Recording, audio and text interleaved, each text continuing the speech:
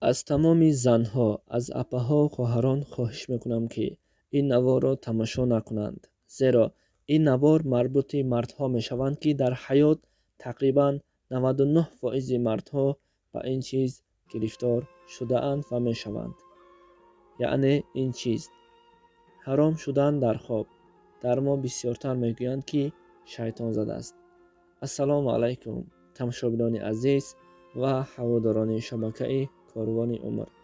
дӯстони азиз, аз ҳамаи шумо хоҳиш мекунам барои паҳн шудани ин навор дар зери видео лайк гузоред, то ин ки дигарро ҳам бохабар шаванд.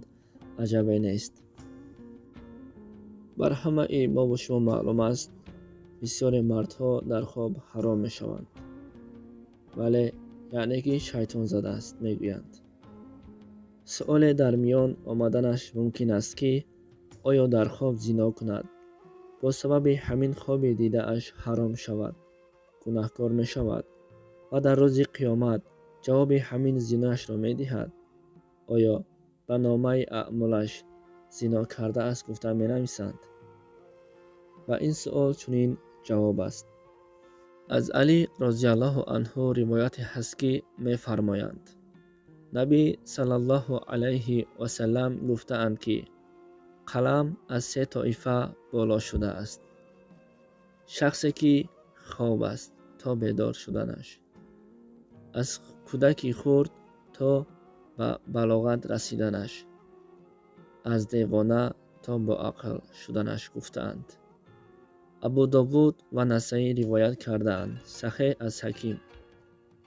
шарҳ аз ин ҳадиси шариф мурод аз қалам, ин қалами таклиф аст. амалҳои шаръиро шахсоне ки ба ҷо намеоранд, аз ҷумла шахсоне ки бенамоз ҳастанд, гуноҳи онҳоро қалам менависад.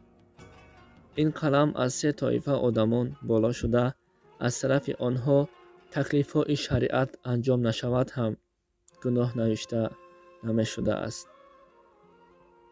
якум, шахсе ки хоб аст то бедор шуданаш, зеро ӯ шахсе хоб аст, ихтиёраш дар худаш нест. дар ӯ ҳушёрӣ ва чизеро идрок кардан намерасад. аз ҳамин сабаб ӯ таклифҳои шариатро накунад ҳам гуноҳ навишта намешавад. дуввум, аз кӯдаки хурд то ба балоғат расиданаш. албатта дар шариат ва дар дини ислом мардҳо аз синни 12-солагӣ ва занҳо бошад аз синни 9-солагӣ навишта мешавад. агар шахсоне ки то синни 12-солагӣ амалҳои шариатро иҷро накунанд ҳам, ба онҳо қалам чизе наменависад ва гуноҳ нависта намешавад. севум, шахсе ки беақл ҳаст, яъне ки девона, маҷнун ҳаст. агар шахси беақл, девона амалҳои шариатро анҷом надиҳад, ба он ҳам гуноҳ навишта намешавад, то замоне ки ӯ боақл шаваду ақлаш кор кунад ва идрок карда тавонад ва ҳар он чизеро ки шариат таклиф кардааст онҳоро анҷом диҳад, то ҳамон лаҳзаи боақл шуданаш ба онҳо низ гуноҳ навишта намешавад. валлоҳу аълам.